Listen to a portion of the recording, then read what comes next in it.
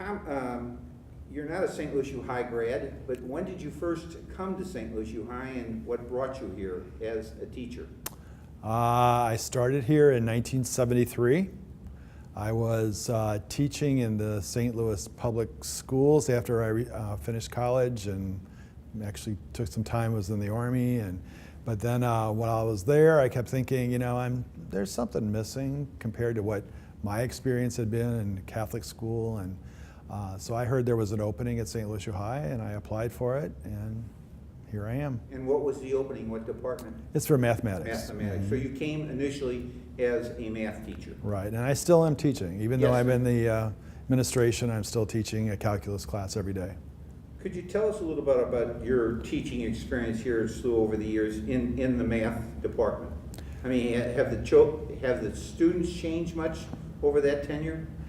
Students for the most part are the same over the years. There's certainly lots of things going on in society which will make them a little bit different, or what they believe and how they, but as far as learning mathematics, they're going to be the same from the time we start to the time where we're at now.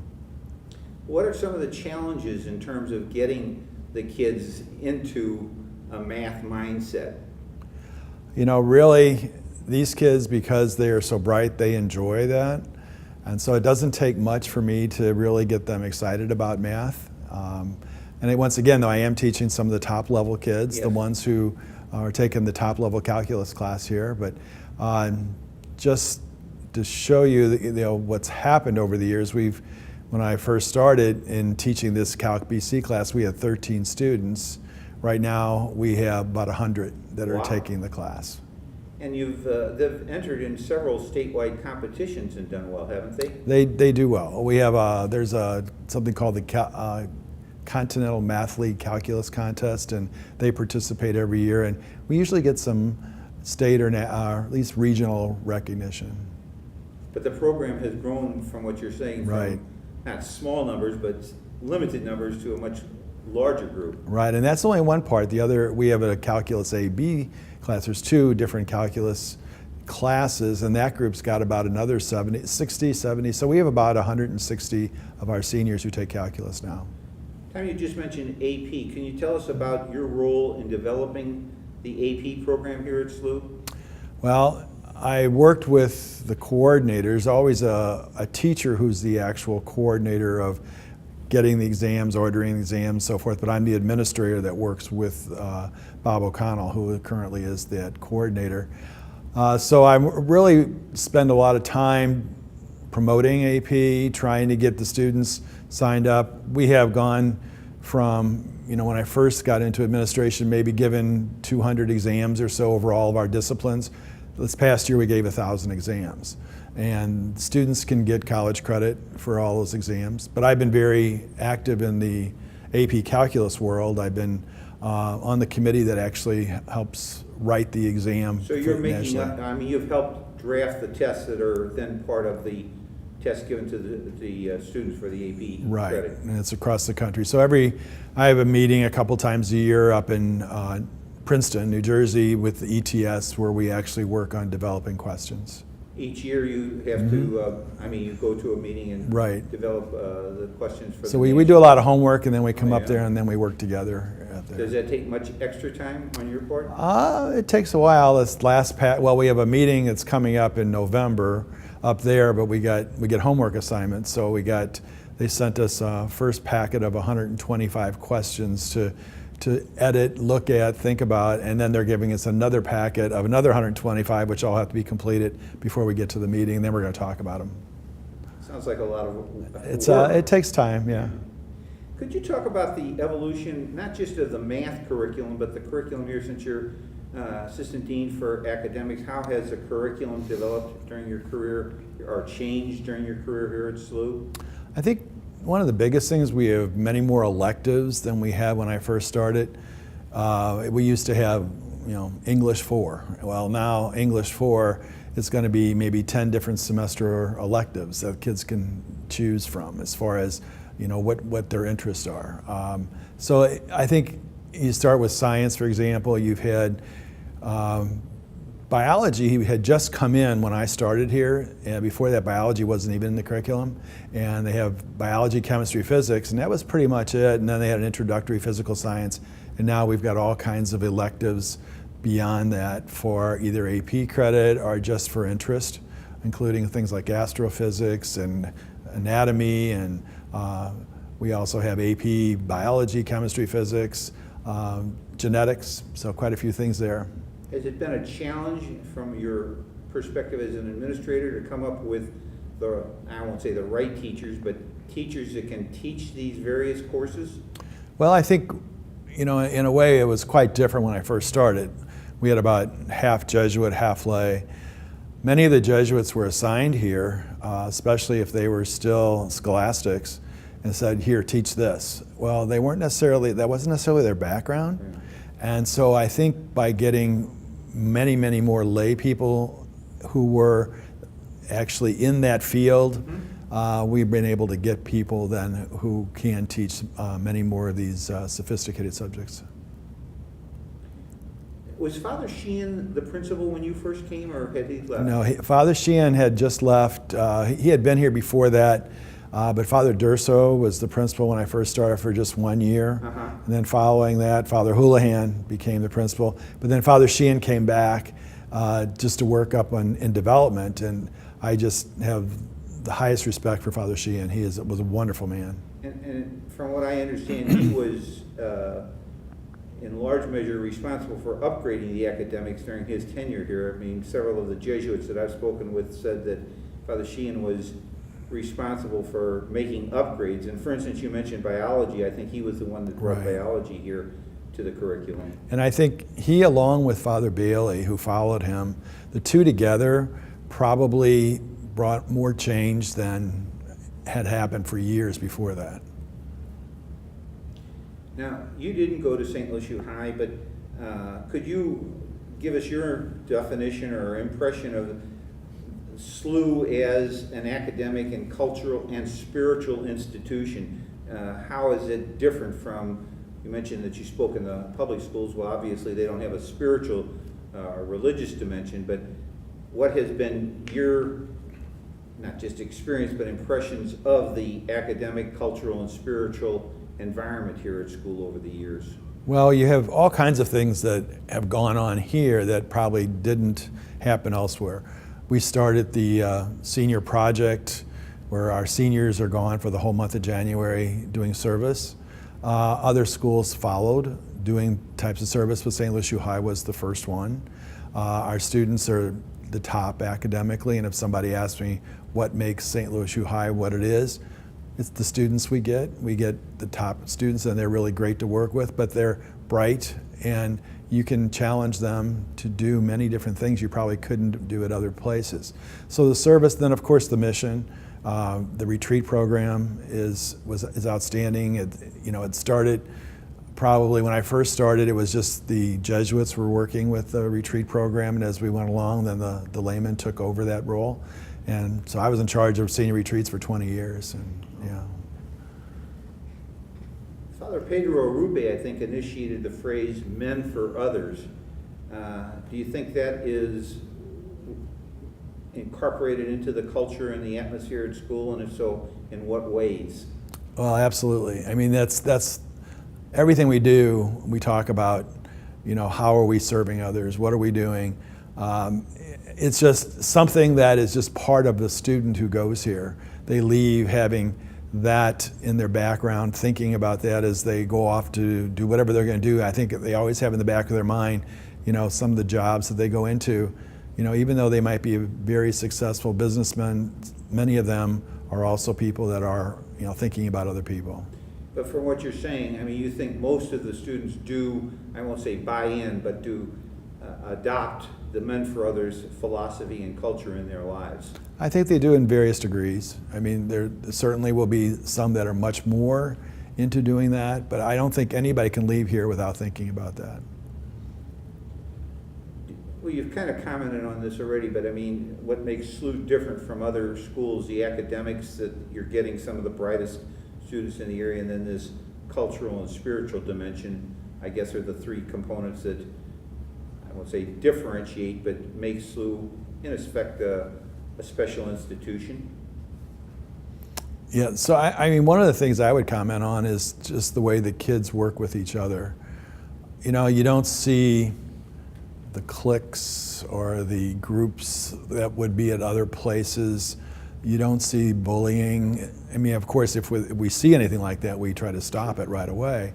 But the students that are here, you know, I can think about my own son who went to school here. I had two sons went here, but one of them said that what was different about St. Louis High by the time they got to be seniors is that they all supported each other in one way or another. So if you're a football player, you might still go to the play. And the kids that are, you know, in dance, they're going to be supporting others in a different ways too. So it's much more that brotherhood you talk about as opposed to this group versus that group versus that group.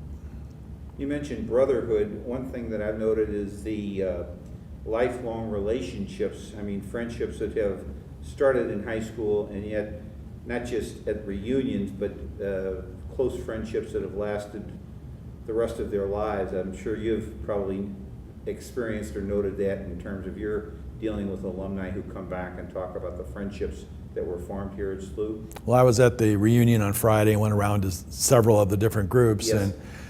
And you could still see many of the students who hung out together were still in their group there at the reunion, and it was kind of interesting to see that some things don't change even if it's 30 years later. Now, many of the faculty, you mentioned about the Jesuit lay breakdown, how that's changed over the years. Many of the lay faculty are in fact SLU grads. Is that a good thing, or is there too heavy of an influence of just SLU grads on the faculty? I think you definitely need a mix. It's good to have the historical perspective of some of the SLU grads, but it's really important that there are people here that aren't SLU grads, because sometimes you miss out on a bigger picture if all you've done is you've gone to school here, you went to St. Louis, you came back here. It's a little different. So, in your role as an administrator, is there a conscious effort to maintain some balance so that it doesn't become too, not incestuous, but too loaded just with SLU grads? Well, in hiring, we're always trying to look for the best candidate. Mm-hmm. So if the best candidate's a SLU grad, we're not going to turn them down because they're a SLU grad. But on the other hand, if we want to make sure that we have a diverse group, including women on the faculty, which has changed from when I started and there were none, up to right now we have probably 30 or so women on the faculty, and which is good. That was something I was going to ask you about. Mm-hmm. The change. When you first came here, there were no women on the faculty, right. And now, like you say, it's grown to over 30. That's been a significant change over your tenure, I take it. Yeah, I do remember a story of a woman who was one of the first women teachers, was teaching theology. And she was here for a back to school night, and she went into the ladies' room, and in there she heard comments like, "I can't believe they've got a woman teaching theology here," and so they had to deal with some things like that. And this is from mothers, you yes. know, and so they were they had their mind made up about who should be teaching, and then here was somebody different. And do you think that's been healthy? I mean, to have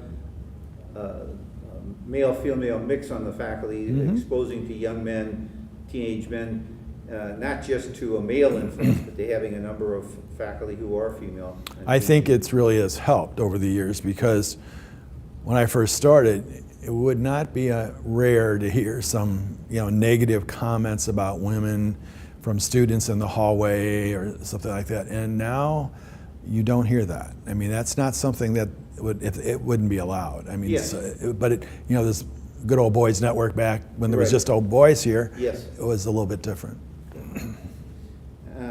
What are some of the more inspiring or defining moments during your long history here? I mean, significant changes. We just talked about women coming on the faculty, or are there other things that stick out in your mind as significant changes or developments during your long tenure here?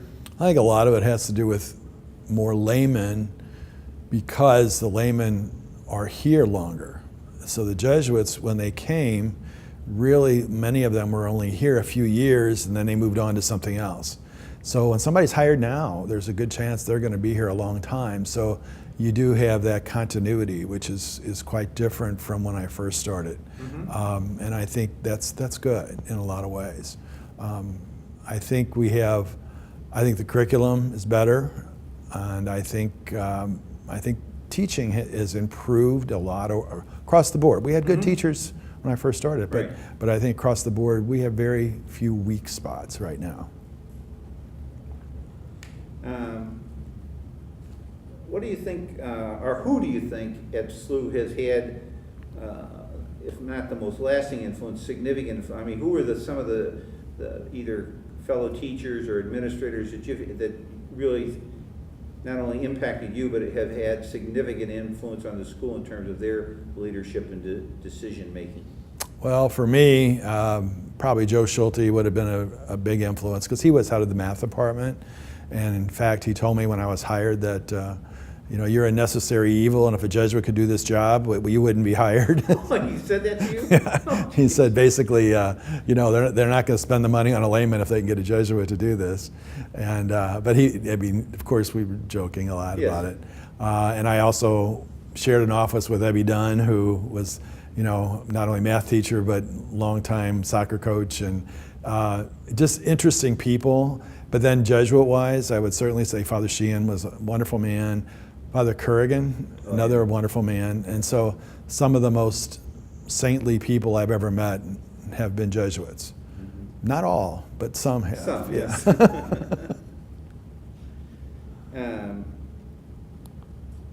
Many of the grads move elsewhere, but many stay here. But what impact do you think SLUH grads have had in the St. Louis community?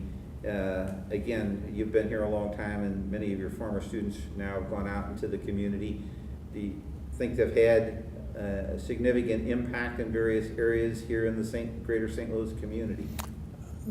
Probably in a lot of ways. I mean, they're our leaders of our city for the most part. Anytime you go to any kind of reception or party, you're always running into some SLUH grads who are either running the thing or been very active in that organization.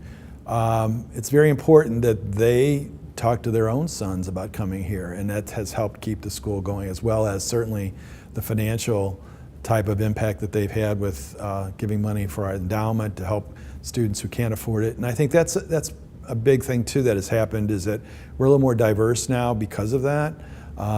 So we have more African American students than we've had before. But this is still keeping that philosophy that if you can get in here academically, we're not going to turn you down for finances. And that's important. Diversity. I know SLUH has always strived to have a geographical diversity. Dave Laughlin sometimes talks about the high number of zip codes that students come from, and now there's an effort, or has been a continuing effort, to get more minority students in. With the changing demographics, I mean, so many of the Catholic grade schools have changed. Has it become much more difficult for you and others here at school to keep up the standards, the academic standards, and still maintain the diversity that you're seeking? I think the academic standards are still as high as they were before. I think we will have the students try to get them up to that bar, which means we need more resources. We help students more academically, those who struggle. We have a resource center now that has 2 full-time people that are working with students that have difficulty with the transition. But we're still going to look at when they apply. We're just not going to take everybody. Are they going to be able to make it here? Which means, are we putting them in a situation where they're going to survive? And I think it's really important that we're not unfair to the student by taking somebody who really would have a hard time here. But that's, you're talking about, because when I was a student, I mean, we didn't have a resource center. So there are assets now that you use to help those who struggle to attain the academic level that they Right. need to be successful here at SLUH? I have a meeting once a week with the counselors and the resource people, and we sit around a table and we talk about the students and which ones need a plan, and then who's going to work on that plan for the week. So, and then the next week we come back and we say, okay, now what did you do last week? What have you met with the student? What's changed? And we really try to keep up on those that, you know, maybe had fallen through the cracks in the past. You mentioned not admitting a student who would really struggle here and not succeed yet, but for those who do qualify, what do you think are the main reasons for urging parents and students to come here as the best choice for secondary education, for academically qualified young men? Right. If they're here, if they are able to handle the material, they have so many more opportunities here than they would at any other boys' school. None of the others have an AP program like we do. None of them have those type of programs that are geared for the college prep student when, you know, we assume that everybody's going to be going to college. So we're going to do everything we can to prepare them, as well as to get them the college credits while they're in high school, which is way more than happens other places. Mr. Becvar, how many years have you been here now? This is 45. And I assume that you must like it to have stayed this long. Most days. When you say most days, I'm sure there are challenges in terms of problems that have to be dealt with, but you still enjoy the overall experience not I only do. of teaching, but of being a member of the faculty. And I do like every day being able to go to my class, because that's my hour of sanity every day. I can get out of some of the other crazy things that are going on in administration, but then I come back rejuvenated. I wanted to ask about the various departments. You've been a long-time member of the math department, but do the different departments you have interaction with your co-math teachers. Is there much interaction between teachers of different departments here at SLUH?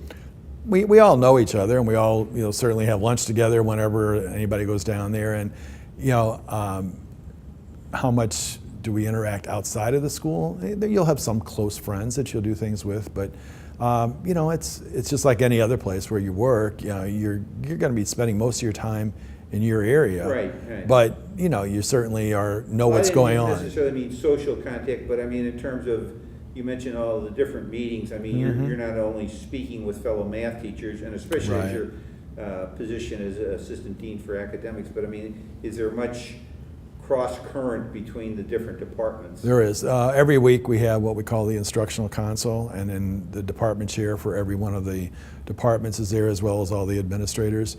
And so issues that are coming up that need to be addressed by the whole faculty, we get to hear what people think from various disciplines. You've seen a lot of changes, including physical changes. The campus has greatly expanded from the old days when there weren't the fields and the different facilities and that. Has that been a help in terms of attracting students? Because while the academics are really, really strong, you still have to have a facility that people don't look upon as a dump or too limited, and I know other schools have faced it. So has the expansion of the campus and the new facilities helped attract qualified students, do you think? Not only help, but I think it's absolutely necessary. Nowadays, because there are fewer students out there, these little 6th, 7th, 8th graders coming through, you know, what's the first thing they see? It's the campus. They're not thinking about academics. Right. They're thinking about, oh, wow, I play soccer. That's a great soccer field. So I think we have to do that. We have to keep up and be at top notch as far as our facilities too. And they've done a great job here with that. Are you optimistic about the future for St. Louis U High here in the city? Right, I am. I think, you know, where we're at now is probably about the same or maybe even a little higher than when I started here. When I started, we only had about 900 students, and right now we have close to 1,000. We were over that for a while. Our numbers may come down and be in that 900 range, but maybe that's okay. I mean, it just kind of depends. We want to make sure we get the most qualified students for the school. Mr. Becvar, thank you very much for participating. Do you have any other things, recollections or things that you would care to share with us about your 40-plus years of experience here at SLUH? Well, like I said, the best thing is just working with the students we get. they're fun. You go in there every day, and they work hard, but you can have a lot of fun working with them too. Thank you very much for participating. Okay, thank you.